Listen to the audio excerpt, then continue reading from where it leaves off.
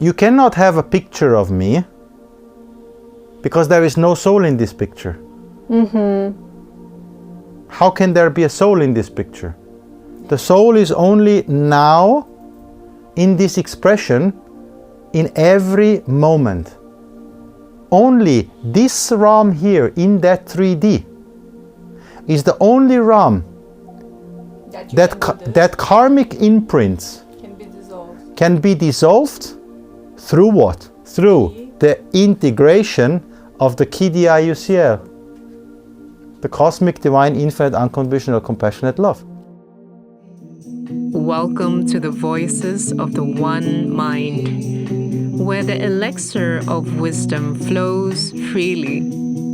Join us as we dive into the profound thoughts of extraordinary human beings who embody wisdom, offering insights that serve as a bridge to awakening. Unshackling minds from the chains of suffering, our conversations pave the way for enhanced health, enriched lives, and exponential spiritual growth. Get ready to sip on the nectar of the One Mind with us.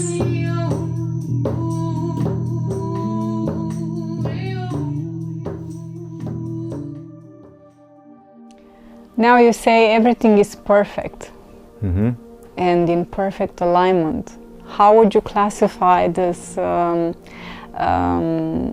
intuition? So you just mentioned, yes, I was there, although my intuition said I should not go, and though you validate a bit, right, that the experience was not amazing. But if we put it in a way, everything is perfectly aligned, universal law, how would you consider this? Because completely, and that's why I said the intuition is more bound to the human cognition, while the knowing is something absolute. But it's still perfect that and here we go. So let's stay with this example. I went there, but I was at the end not so happy. So what is the medicine of it? As the native people would call it, what was your medicine of that evening that you went there?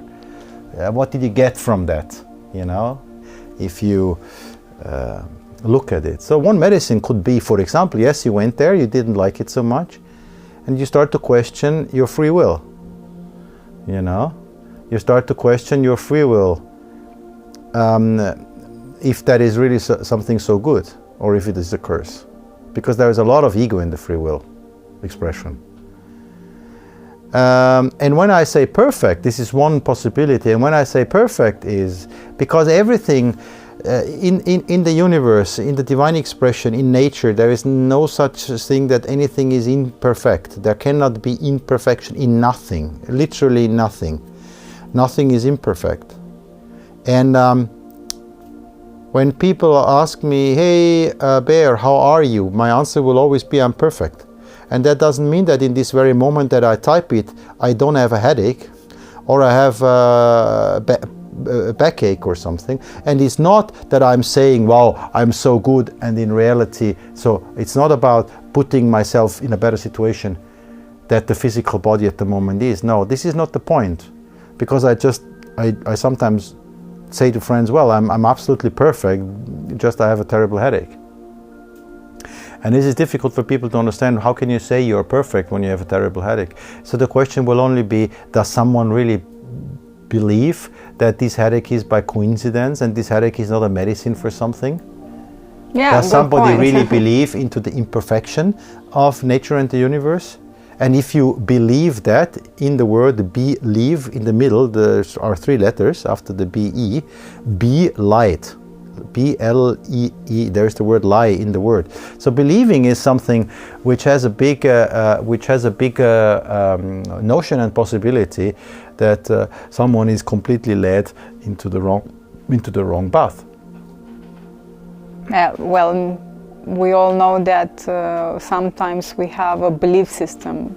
And so, yes, we have patterns and belief system. Yes, we create during our life path or not. Would you say, through the definition or through the semantic of the word, that the belief system is a lie or is a misconception? Yes, absolutely. from that perspective, from an absolute perspective, the belief system is an illusion. The belief system is what we said initially on our conversation. The belief system is giving ourselves these names, these jobs, we are creating a story with it. The belief system is here to create a story. Mm-hmm. Mm-hmm. And also to remind us on that story that who we are. You see? We are born in that and that city. We are the child of that and that mother and that father, and that happened to me in the childhood, and that and this and that. And we are living constantly in this illusionary past experience, and putting this illusionary past experience that doesn't exist anymore, we are putting this into some kind of the next illusion, a linear timeline. So we're putting this not even, and here is the point, in the present moment, but we're putting it much worse into a so-called illusionary future. Mm-hmm. So there is no time, there is literally no time to live the moment, no space. Also space and time is an illusion, but to live the moment, and what means live the moment, because everyone is here now in this moment, but to live the moment consciously, you know. And if we look into the absolute reality, any realization can only be in the now. There cannot be a realization in the past, and there cannot be a realization in the future. And then people would argue, yeah, but what is this? Tomorrow is tomorrow. And I say to people, well, show me that tomorrow now. Touch that tomorrow. You know, like, where is this tomorrow? And I say, yeah, but tomorrow after midnight, it's tomorrow. No, tomorrow after midnight, it's now again. You understand? Absolutely, yeah. And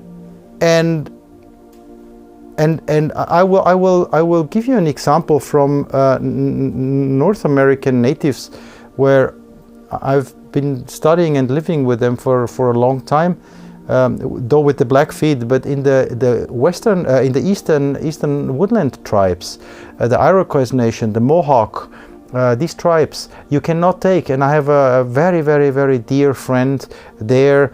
She's Mi'kmaq, half Mi'kmaq and half Mohawk. You cannot take pictures of these people. Oh. It's not allowed. I have been at a ceremony with the Blackfeet where she was part as well. And then there were like American tourists, and they took pictures, and she was running around like crazy and asking them to erase all the pictures. What's the reason behind this? If you ask them, they say because the soul is stolen. The soul is stolen? The soul is stolen through this taking a picture. Now, from what I just said before, something is captured in an elusive timeline, right? Then people look at it and say, yes, but now here I can prove that the past exists. Because see, at the past you have been up on this mountain. So, you see, when we go very deep from an absolute reality, according to the Mohawk and let's say the Iroquois Nation, even us sitting here, having a conversation and this being broadcasted, this being recorded and broadcasted out, would not work for them. You know, it's really literally the moment. So you can do a broadcast with them, but it has to be live broadcasted in this very moment. It's very interesting. You know? So, talking times and connecting dots around the world, why some native people are not allowing to take pictures, it has literally to do, even if they are told it means that the soul is stolen, which is a metaphorical expression for the soul is the soul that is only an expression of the now, all the time. And that soul in that now expresses the human life. So we have to understand that the soul aggregate is like a never-ending birthing canal that in every second, I have to use these terms like minutes and seconds and whatever, even if I don't like it, is recreating, reinventing, repositioning manifested physical life in every moment anew. You see? So, you cannot have a picture of me because there is no soul in this picture. How can there be a soul in this picture? The soul is only now in this expression in every moment. And so their metaphoric is very beautiful, right? If you put it in this example. Absolutely, absolutely. Absolutely. And this is what people can learn, well, not learn, but what people can here again, discernment, ask themselves. When all the TVs and all our life and all the companies and corporations tell us about time, space, and on the other hand, I have a free will to ask these tribes where they have these notions from, and to have a discernment towards all those who preach time and it doesn't mean that I need to follow them, and they don't preach time because generically, everything is in a big journey of experience.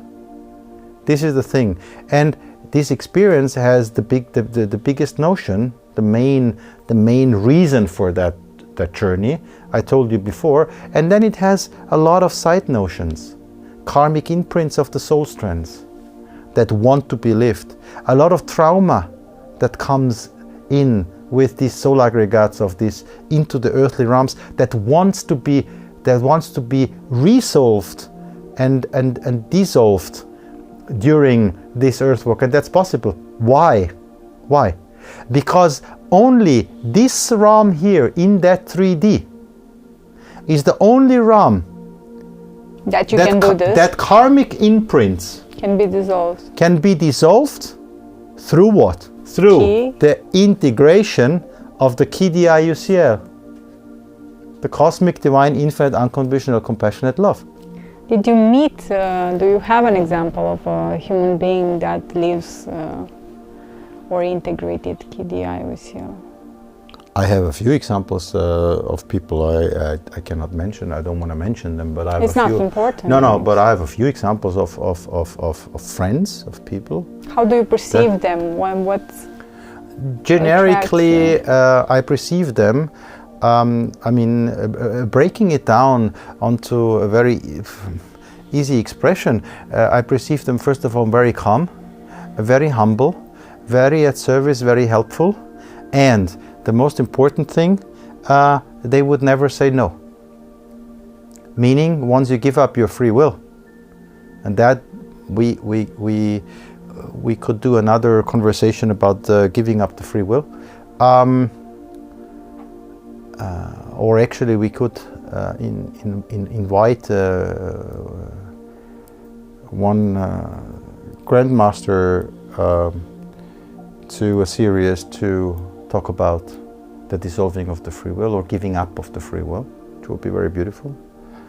And they are very humble, and once you gave up your free will, in practical examples, if somebody comes to them and asks them a question, they are not able to answer with no. Right? It's about the question, or it's also about doing? No, it's about the thing that this saying yes or no is a completely ego thing. Now many people, when I say this now, many people will argue with me and say, yes, but I have my free will and I can discern if I want to do something or not, and I have the right to say no. Well, when I say you have the right because you have the free will to do so, but if you say no, or if you say yes, doesn't matter. Yes and no is only a way of expression of the egoistic human that separates itself from the happening. Why? If I don't perceive you separate of me, and you come and say, let me bite from that piece of bread. I would not, if I don't perceive this as separate, I would not come to the notion to say yes or no. Because while I'm eating, as the human expression, and I bite off the bread, I don't always ask, can I bite? Yes, no. Can I bite? Yes, no. Can I bite? Yes, no. Right? I'm giving this very simple, rather stupid example, but you understand what I want. Only because I perceive you as something separate, I make the notion, all of a sudden I come up with an idea with two words, yes or no. But where do these two words, yes or no, even come from? When we separate it. The moment we separate it in the mind, we needed to invent these two words. But this notion, to the first human expressions walking on planet Maldek, before they came to Earth, the human species, there was no such a notion of yes and no. Everything was. And nobody had the capacity, even in a cognitive brain, to question something. Should I now say yes? Should I no? Well, if I say no, I have less of it.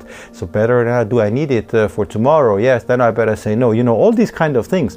They were not even, not that the people were humble and said, yes, of course I give. No, the notions of thinking such things were not even there. And if I perceive... also situations... Yeah? Where we would say they ask you to do something not beneficial for somebody else, right? Mm-hmm. Because the notion is not there. Yeah. Then also no other situation is not there, right? Exactly. Like stealing or any other situation. Absolutely like not. This, right? Because where does stealing come from? Stealing comes from that notion, and also stealing obviously always needs to have an ego drive from the person who steals, you know. If I perceive myself separated, if I perceive the bear as a self, and I perceive you as a self, Sophia is a self and bear is a self, then all of a sudden there is a border. And if you come to me and say, can I have this, can I have that? All of a sudden, I need to open court. I need to become a judge. Mm-hmm. You see? Mm-hmm. Do I want to share that? Do I don't want to share that? Let me think about that. Disadvantages, advantages. No, I'm so humble. Of course I will. You see? Of course, then you have the people who are constantly in their mind, yes, I will give it, no, I will not give it. Then you have other people who are, let's say, completely at service, and they would say, yes, yes, you can have, but they would do that from a drive of being recognized and seen, which is an ego drive. Mm-hmm. Yeah, mm-hmm. They would serve others from that, with that notion, from that drive. To be admired. You know, when you carry a lot of traumas, you need that admiring, and many people express this admiring by from an external source. From an external source, by being so-called at service with the notion, and don't get me wrong, being at service is the most beautiful thing, but with the notion that when the moment they have been at service and then turn around, they are unhappy.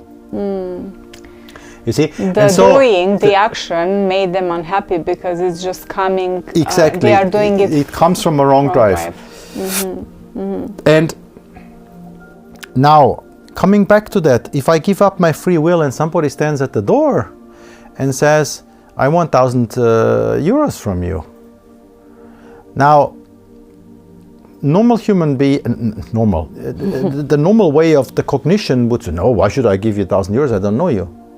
Right? Now, when you have given up the free will, why do you question? Why Atman is questioning Brahman? Or did anyone else as Brahman appear on your door?